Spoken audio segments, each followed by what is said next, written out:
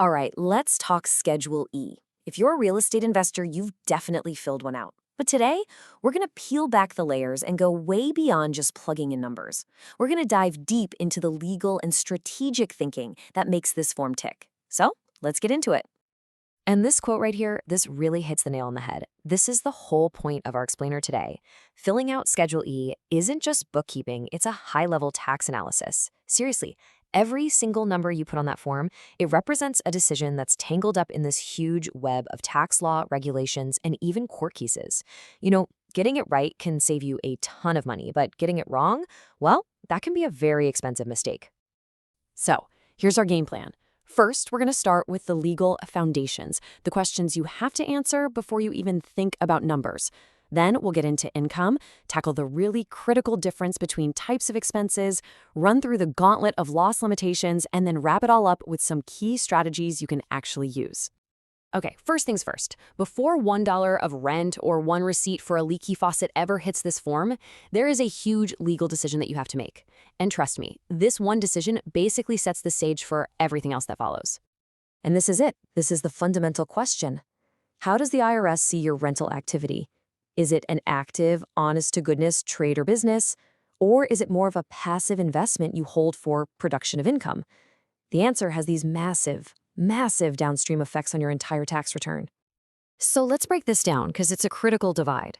Over on the left, you've got your trade or business under Internal Revenue Code Section 162. Think of this as you being a really active, hands-on landlord. The IRS calls it having continuity and regularity. Now, getting this status is a really big deal. It's what can unlock that super powerful qualified business income or QBI deduction. And for some real estate professionals, it might even help you avoid that 3.8% net investment income tax. Now, on the right, under Section 212, you have an activity for the production of income. This is where most passive, kind of set-it-and-forget-it rentals end up. Your expenses are definitely still deductible, but it's treated more like a stock portfolio. You just don't get those big perks that come with being a trade or a business. Okay, so let's move on to income. Seems simple enough, right? You just report the rent checks you get. Well, not so fast. The tax code is super specific about what actually counts as income, and this is the important part, when you have to report it. So the authority for all this really starts with IRC Section 61A5. The code could not be clearer. Rents are gross income, period. This is our starting point, the legal foundation that says if you get paid for the use of your property, the IRS wants to know about it. So what does that actually include? Well, advance rent is a perfect example of what's called the constructive receipt doctrine. If a tenant gives you a check in December for January's rent, you have to report that income in the year you got the check, December, not for the month it covers. If a tenant pays you to break a lease, yep, that's rental income. What if your tenant pays the water bill directly for you? You have to report the fair market value of that payment as income, but don't worry, you also get to deduct it as a utility expense. And what about security deposits? This is a big one. They are only income if you actually keep the money to cover damages or unpaid rent. Until that moment, it's just a liability you owe back, not income. Okay, now for the main event. This is arguably the most fought over, most complicated area for any rental property owner. Expenses. We're talking about the high-stakes game of telling the difference between a repair you can deduct right now and an improvement you have to capitalize and depreciate over many, many years. Line 14 on Schedule E for repairs, it looks so simple, but it is an absolute minefield. It's a major compliance hotspot. This one little line is controlled by this incredibly dense set of rules called the Tangible Property Regulations, or TPRs for short. And these regulations, they provide the entire playbook. Now, before you can even begin to figure out if something is a repair or an improvement, the TPRs make you take a critical first step. You have to define the unit of property, or UOP. So are you working on the whole building itself, or just one part of it, like the HVAC system or the plumbing?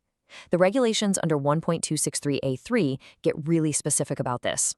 Getting the UOP right is absolutely essential, because all the tests we're about to talk about are applied to that UOP. And once you've defined your unit of property, you have to run the expense through what I call the bar tests. First, is it a betterment? For example, did you swap out some old, drafty windows for new, high-end, energy-efficient ones? That's a betterment. Second, is it an adaptation? Did you convert that dusty garage into a brand new studio apartment you can rent out? You've adapted it to a new use. And finally, is it a restoration? Did you replace the entire roof, which is a major component of the building? That's a restoration. If your expense hits yes on any one of these bar tests, you have to capitalize it and depreciate it. You can't just expense it on line 14. So you've added up all your income and expenses, and it looks like you have a loss for the year. Hey, that happens all the time, especially with depreciation in the mix. But here's the catch. Deducting that loss isn't automatic. You have to make it through a gauntlet of up to 4 separate sequential hurdles. The very first hurdle you have to clear, especially if you hold your property in something like an LLC, is your basis. Put simply, you can't deduct losses that are more than your total investment in the property, what you've put in plus your share of any debt. You can't deduct more than you have in the game. Any loss that goes over your basis gets suspended and carried forward to future years.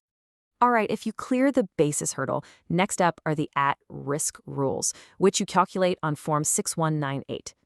This test sounds a lot like basis, but it's really focused on your personal economic risk. It looks closely at non-recourse loans. That's debt where you aren't personally on the hook if things go bad. The rule is you can only deduct losses up to the amount you could actually, truly lose out of your own pocket. Okay, this third layer is the one most investors have heard of, the passive activity loss, or PAL rules. You'll see these on Form 8582. Because most rental real estate is considered a passive activity by default, the general rule is simple. You can't use losses from your rentals to wipe out your active income, like your salary from your day job. Passive losses can only be used to offset passive income. But, and this is a huge but, there is a massive exception to that rule. If you actively participate in your rental activities, which, by the way, is a much lower bar to clear than being a real estate professional, you might be able to deduct up to $25,000 of your rental losses against your regular non-passive income. Now, this special allowance does phase out as your income goes up, but for a lot of middle-income landlords, it is an absolutely crucial tax break. And finally, just when you think you're in the clear, after clearing all those other hurdles, there's one last potential limitation. It's called the excess business loss rule, and you figure it out on Form 461.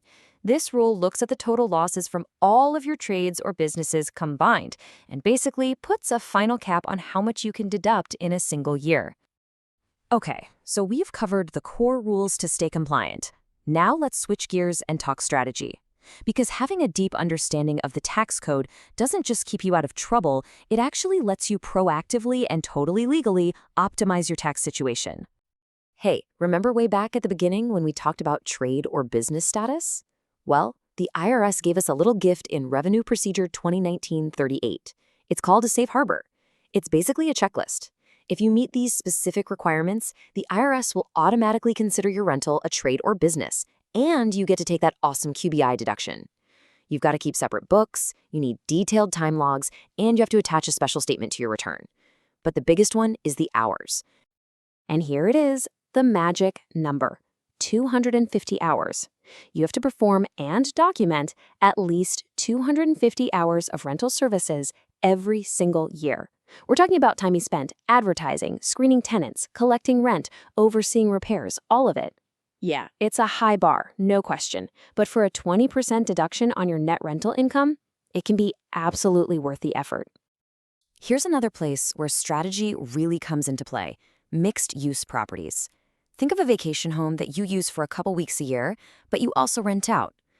The law, specifically IRC Section 280A, says you have to split expenses like mortgage interest and property taxes between your personal use and the rental use. But how you do that split, well, that's where it gets really interesting. Check this out. There are 2 different ways to do this allocation. The IRS method takes your rental days and divides them by the total days the property was used, so your rental days plus your personal days. But the tax court, in a famous case called Bolton, approved a method that's way more friendly to taxpayers. The Bolton method takes your rental days and divides them by the total days in the year, 365. Now, this actually pushes a smaller amount of your mortgage interest in taxes to the rental, which sounds bad, but it's actually fantastic. It leaves more of your rental income available to be offset by 100% deductible operating expenses, things like maintenance, utilities, and management fees. For a lot of people, this court-approved method leads to a much bigger overall deduction. And that brings us right back to where we started. So I'll ask you, Is your Schedule E just some form you have to fill out once a year, or is it the final result of a year-long strategy? When you understand the difference between a repair and an improvement, when you know how to navigate the loss limitations, and when you choose the right allocation method, tax compliance stops being a chore and starts being a powerful tool for building wealth. The code gives you the rules of the game. How you play it, that's all up to you.